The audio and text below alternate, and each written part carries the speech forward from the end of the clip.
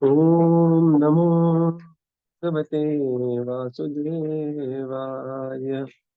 Om Namo Bhagavate Vasudevaya.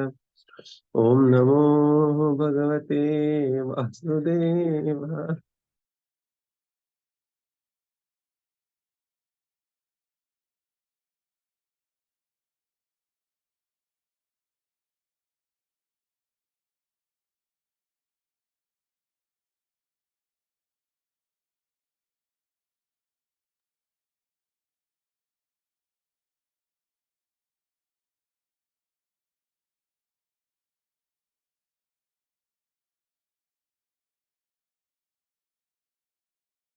Jai Shri Krishna Chaitanya Prabhu Nityanand Shri Advaita Gadadhar श्रीवासादि Gaur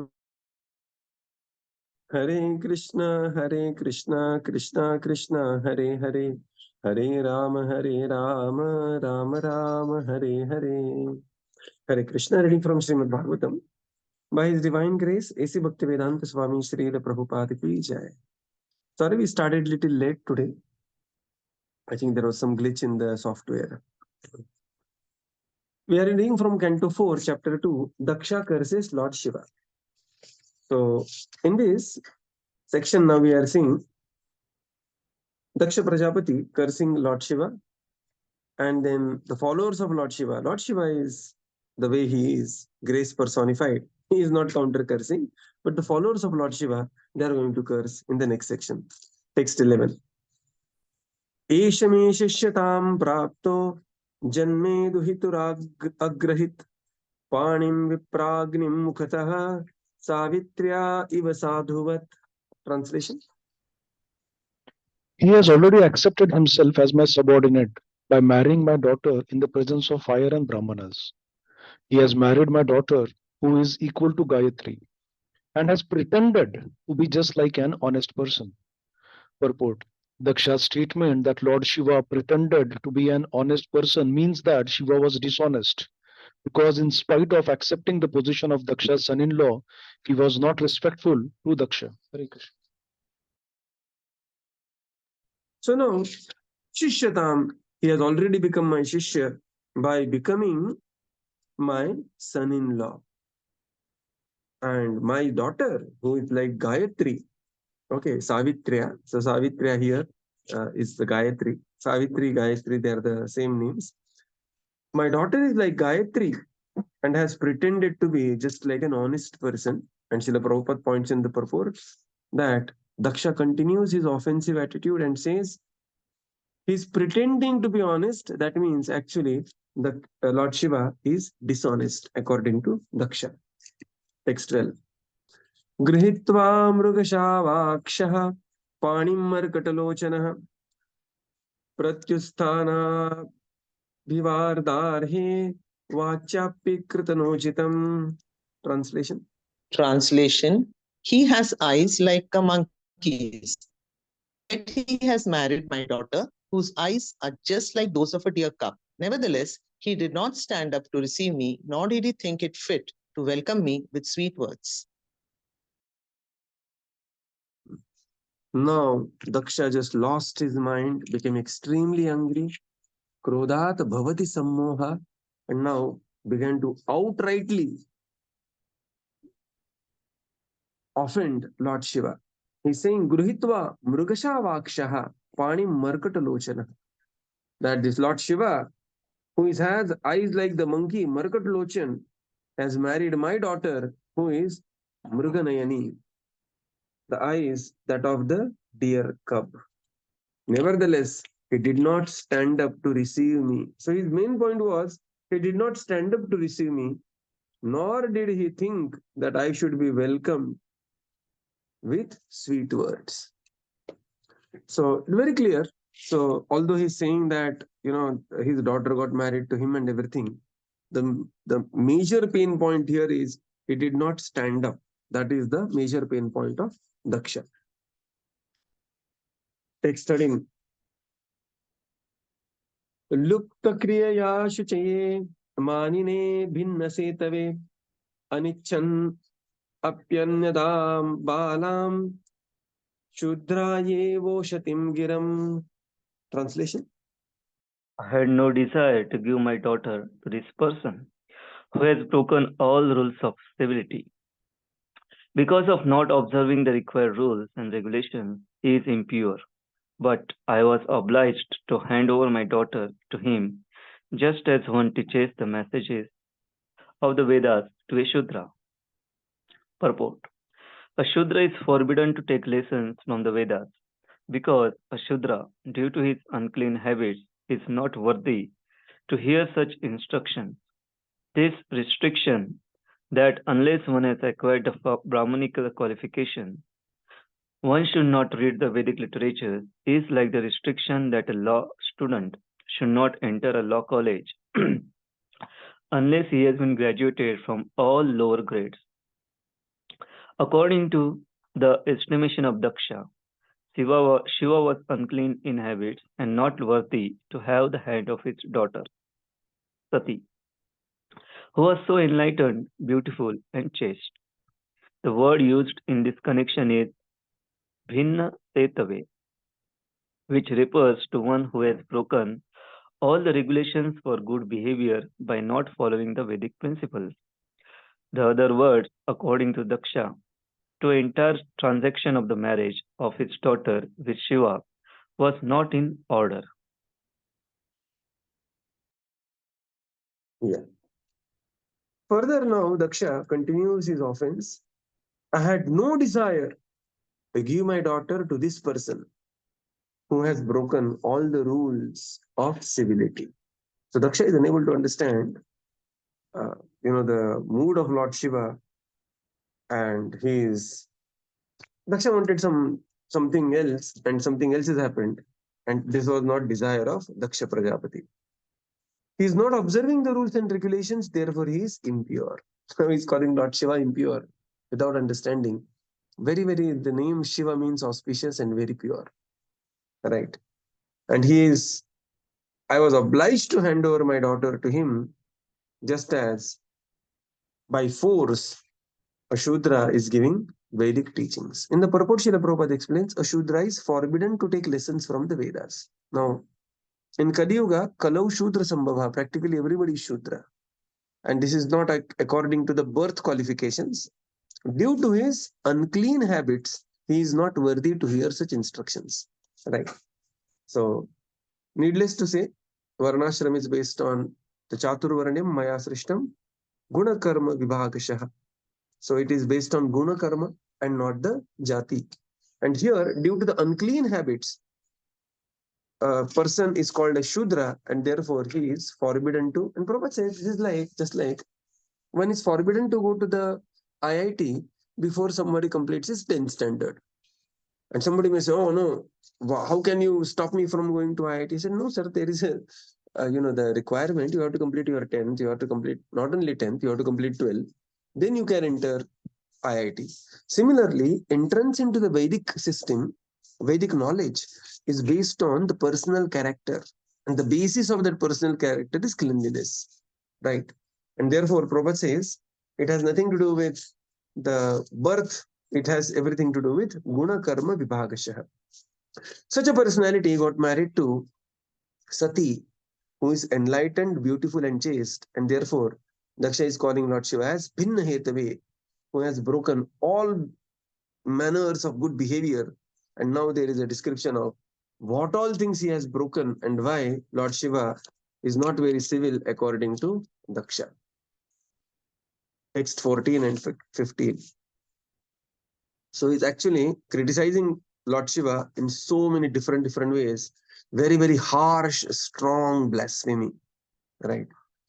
Pretavaseshu ghoreshu pretair bhutaganair vritah atalya unmata vrindhanyo vyuptakesho hasanrudan chitabhasmakrita snanam preta sangram asti bhushanam shivapadesho hyashivo matyo janapriyah prati pramathanathanam tamomatratmakatmanam. Translation. He lives in filthy places like crematoriums, and his Companies are the ghosts and demons, naked like a madman, sometimes laughing and sometimes crying. He smears crematorium ashes all over his body. He does not bathe regularly, and he ornaments his body with a garland of skull and bones. Therefore, only in name he is Shiva or auspicious. Actually, he is the most mad and inauspicious creature. He is very dear to crazy beings in the gross mode of ignorance, and he is their leader. Purport: those who do not regularly bathe are supposed to be in association with ghosts and crazy creatures. Lord Shiva appeared to be like that, but in his name Shiva is actually fitting, for he is very kind to persons who are in mode of darkness, of the mode of ignorance, such as unclean drunkards who do not regularly bathe. Lord Shiva is so kind that he gives shelter to such creatures and gradually elevates them to spiritual consciousness. Although it is very difficult to raise such creatures to spiritual understanding, Lord Shiva takes charge of them, and therefore, as stated in the Vedas, Lord Shiva is all auspicious. Thus, by his association, even such fallen souls can be elevated. Sometimes it is seen that great personalities meet with fallen souls, not for any personal interest, but for the benefit of those souls. In the creation of the Lord, there are different kinds of living creatures. Some of them are in the mode of goodness, some are in the mode of passion, and some are in the mode of ignorance. Lord Vishnu takes charge of persons who are advanced Krishna conscious Vaishnavas, and Lord Brahma takes charge of persons who are very much attached to material activities. But Lord Shiva is so kind that he takes charge of persons who are in gross ignorance, whose behavior is lower than that of the animals. Therefore, Lord Shiva is especially called auspicious. Hare Krishna. So Daksha continued with his offense, and Daksha committed. And if one can see, actually, Daksha committed all the 10 offenses here, one after another. We have that Dasha Aparat. And the root cause of all these offenses was bodily identification. And he lives in filthy places, his companions are ghosts and demons, naked like a madman. Sometimes he's laughing, sometimes he's crying, he smears crematorium ashes over his body. He does not bathe regularly. His garland is the skulls and the bones. His only the name is Lord is Shiva. Actually, he is most inauspicious and is very dear to crazy beings who are in the mode of the ignorance, and he is their leader. So this is the offense. This is in the purport. Srila Prabhupada writes, those who do not regularly bathe are supposed to be in the association of ghosts and the crazy creatures. That means when we remain unclean, we are attracting the ghostly beings and the crazy beings and their association. They think that, okay, here is our companion. Let's haunt him. Let's haunt her. And therefore, one should bathe very regularly. This is very important Vedic injunction.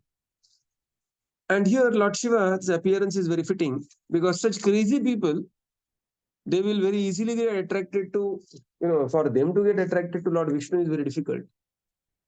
But for them, to attract them, Lord Shiva becomes like them, although he is supremely transcendent. And they feel, oh, he's also like us. And therefore, they very easily associate with Lord Shiva. Lavamatra sadhusanga. And by that momentary association with Lord Shiva, these personalities are purified. Lord Shiva is so kind that he gives shelter to all such crazy people. And that's why we see, the Lord Shiva, the demons coming to Lord Shiva, and Lord Shiva is accepting them also. He's not rejecting Bhasmasur, Vrukasur, Ravana, Kumbhakarna. So Lord Shiva is not rejecting. Why? Because somebody has to give shelter. Lord Viṣṇu gives shelter to those in the mode of goodness. Lord Brahma gives shelter to those in the mode of passion who are extremely materially attached. But Lord Shiva takes charge of the people who are grossly in ignorance. Prabhupada says, sometimes it is seen that the great personalities meet with fallen souls, not for any personal interest, but for the benefit of those souls. Right? Just like Srila Prabhupada going to Lower East Bowery, New York, and associating, giving his association to the drunkard hippies who had no understanding of spiritual life. And by such divine association, Srila Prabhupada actually elevated all of them. Correct? So, this is exactly Lord Shiva is doing on the universal scale. And therefore, Lord Shiva is especially called as auspicious because by his association, great auspiciousness is created in the lives of the people, especially people in the mode of ignorance. Text 16. Tatha tasmad unmadanataya nashta shauchaya dadruhe dattva batamaya sadvi chodite parameshthina. Translation. Translation. On the request of Lord Brahma, I handed over my chaste daughter to him, although he is devoid of all cleanliness and his heart is filled with nasty things. Purport. It is the duty of parents to hand over their daughters to suitable persons, just befitting their family tradition in cleanliness, gentle behavior, wealth, social position, etc.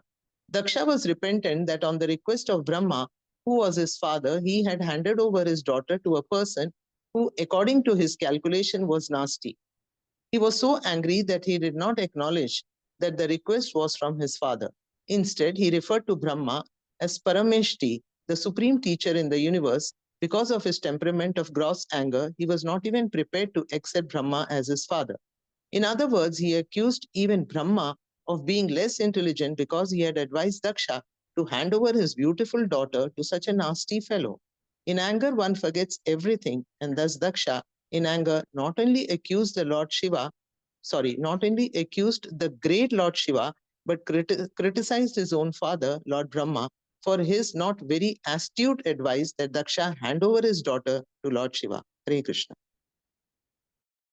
Further, Daksha says, Tatha tasmad unmadanathaya. Look at the words. Nashta shauchaya.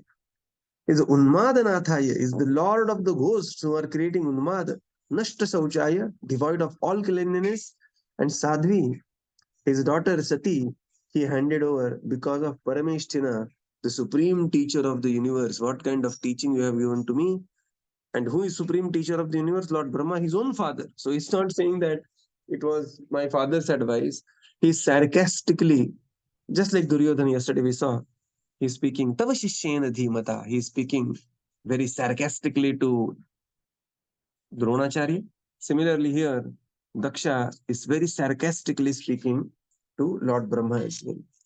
In the purport, Srila Prabhupada writes that it is the duty of the parents to hand over their daughters to the suitable person, befitting in family tradition in cleanliness, gentle behavior, wealth, social position, etc. So this is the importance of Kanyadan. And in ISKCON, typically, we have this marriage board. And in, of course, ISKCON, we never ask for anybody's caste anytime, except if at all, only one time, and that is during the marriage. And that is only for the purpose of trying to match boy and girl as closely as possible. Why? Because, the people come from a particular social background and they have their own traditions in cleanliness, gentle behavior, wealth, and social position. Right. And when what happens is when the boy and girl they are getting married, it is not that, the only boy and girl they are getting married. It is like two families are coming together. And therefore, we try to match them as closely as possible so that, there is a very smooth handover. And especially for the girl, she has to practically, enter a new universe all the way. And it is, so we try that as closely as possible. We try to match. Otherwise, you just do 19-20, 18-20, 17 kind of a thing. And, try to just go very, very close to the traditions and cleanliness, the behavioral standards, so accordingly, these things are being matched. Now here, Daksha is repenting and he's saying that what a mismatch it was. And, he's about by whose advice, who was the Madhyastha in this marriage? And that was Lord Brahma. And he's saying refuses to acknowledge Lord Brahma as his own father, he says that because of that supreme teacher who gave this horrible teaching that gives Satī to Shiva, I am suffering now. And this is how Prabhupada says, Krodhat bhavati sammoha. In anger, one forgets everything. And Daksha is not only now accusing Lord Shiva, he is also accusing his own father, Lord Brahma, and for his not very great advice. And this is the continuation of the offense. So one very important point here is that, when we are angry, sometimes we feel that, oh, I'm angry at somebody, I'm angry at, my boss. But if we do not vent out the outside anger, eventually we will vent out that anger within our near and dear ones. We are not a split personality. You cannot be a different person at office and different person in the home. If we are like that, we need psychologist. It's a disease. So the unfulfilled vengeance or unfulfilled emotions will come out, and it is not that they will come out only at the aparichit or only at the strangers. No, eventually they will come out against our the family members as well. So here Lord Shiva is angry at Daksha, but now he's becoming angry at his own father. Lord here Daksha is angry at Lord Shiva, but now he's becoming angry at his own father, that is Lord Brahma. And therefore, one has to let go anger and the vengeance. One may not be on a great platform to forgive everybody, forget everybody, but at least one should ensure that one is not hurting oneself and one's family for some other happenings in one's life. And therefore, it is called as being angry or holding grudges is called as holding a burning coal. If we hold a burning coal, whose hand is getting burnt? Our own hand, right? And therefore, it is important that one has to let go all those very angry feelings. Otherwise, those will surface in ordinary dealings also. Correct? Text 17. Maitreya uvacha vinindyai sa girisham. Girisha is Lord Shiva. Okay.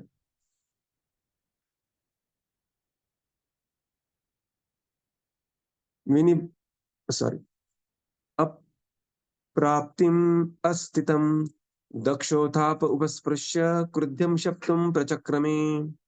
Translation. The sage Maitreya continued. Thus, Daksha, seeing Lord Shiva sitting as if against him, washed his hands and mouth and cursed him in the following words. Hare Krishna. Being extremely angry, now Daksha, he just prepared to curse Lord Shiva. He washed his hands and mouth and cursed him in the following words. Text 18. Ayam tu deva yajana indropendradhi bhavah sahavagam nalabata devair devaganadhamaha. Translation. The demigods are eligible to share in the oblations of sacrifice, but Lord Shiva, who is the lowest of all demigods, should not have a share. Purport. Because of this curse, Shiva was deprived of his share in the oblations of Vedic sacrifices. It was due to the curse of Daksha. Sri Vishwanath Chakravarti comments in this connection that Lord Shiva was saved from the calamity of taking part with other demigods who were all materialistic. Lord Shiva is the greatest devotee of the Supreme Personality of Godhead, and it is not fitting for him to eat or sit with materialistic persons like the demigods. Thus, the curse of Daksha was indirectly a blessing for Shiva, would not have to eat or sit with other demigods who were too materialistic. There is a practical example set for us by Gaurakishora Das Babaji Maharaj, who used to sit on the side of a latrine to chant Hare Krishna. Many materialistic persons used to come and bother him and disturb his daily routine of chanting. So, to avoid their company, he used to sit by the side of a latrine where materialistic persons would not go because of the filth and obnoxious smell. However, Gaur Kishore Das Babaji Maharaj was so great that he was accepted as the spiritual master of such a great personality as His Divine Grace Om Vishnupada Shri Śrīmad Bhaktisiddhanta Saraswati Goswami Maharaj.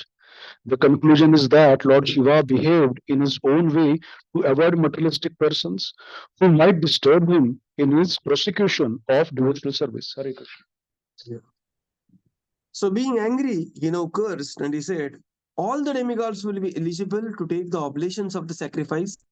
They will have their yajna bhag, except this Lord Shiva, who is the lowest of all the demigods. He should not have a share. Devair Deva Ganadhamaha. Amongst the Deva Gana, he is Adhama, he is the lowest, and the Shiva will not have any share in the sacrifice. In the purport, Srila Prabhupada explains, because of this curse, Shiva is deprived of his share of the oblations in Vedic sacrifices, which is Lord Shiva is extremely happy. It's just like, you go to a company, we as a devotee go to company, and there is some quarrel and fight, and your supervisor, he says that from today I bar you from going to the bar. And you say, very good. Bar you from going to the bar. That facility of the company will not be available to you. Where all the non-vegetarian and the drinks, this will not be available to you because you are the lowest of the performer. So this is something like happened with Lord Shiva. Vishwanath Chakravarti Thakur says, Lord Shiva was saved from calamity of taking part with other demigods, who are most of the time are very, very sakama people and very materialistic. Lord Shiva is greatest of the devotee, right? So here Chakravarti Thakur, he explains this, Devair Deva Ganadhamaha.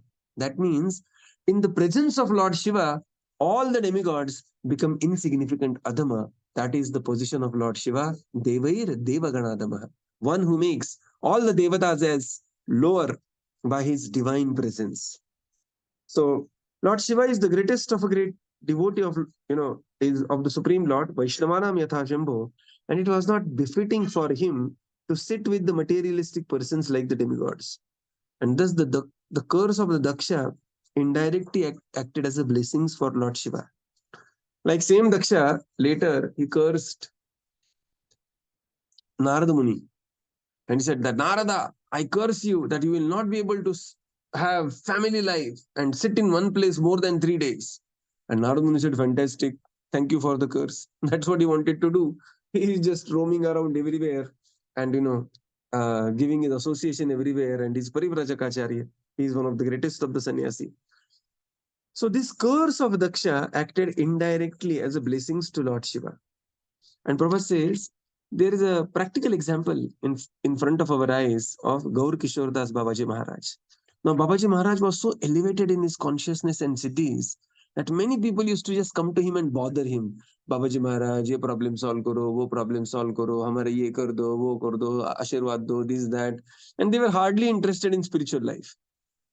So Babaji Maharaj, to avoid their association, he used to go in a place where other people would not come out of the filth and the obnoxious smell. And this is how Gaur Kishore Das Babaji Maharaj avoided all this nasty association of people. So for him, the smell, the obnoxious smell of the latrine was far tolerable than the association of the people who are simply, continuously asking for some material benedictions like that and having no interest in spiritual life.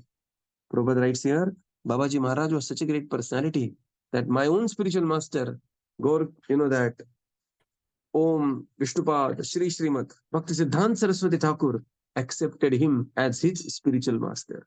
So the conclusion is that Lord Shiva behaved in his own way to avoid materialistic persons that might disturb him in his execution of devotional service. So, and this another lesson here is, Vaishnavera Kriya Mudra Vigyana Bhuja. We do not understand the activities of the great Vaishnava, especially like Lord Shiva. So we will conclude here and continue tomorrow. Srila Prabhupada ki jai. Gaura Bhakta Vrinda ki jai. Thank you, Prabhuji. Hare Krishna. Thank you, Prabhupada. Thank you, Prabhuji. Down pranam, Prabhuji. Hare Krishna, Prabhuji. Hare Krishna. Prabhuji, Hare Krishna. Thank you, Prabhuji. Hare Krishna.